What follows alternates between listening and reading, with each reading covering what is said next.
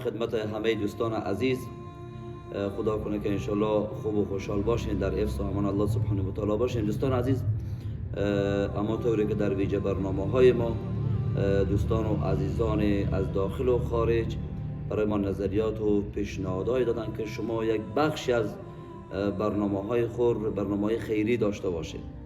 به این مناسبت ما برنامه های بالاخره خیری آغاز نبودیم در به او خانواده های بی وضاحت که به خانواده قریب تر هستند، حکومت که دوستان و عزیزان از خارج و داخل کشور می‌آیند برای آنها توزیع می شود.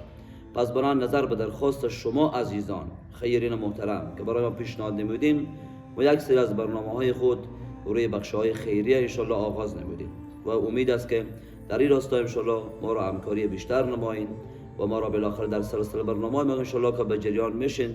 باز کلیپ های دوستا و عزیزان انشالله از خانواده های بی وضاحت گذاشته میشن.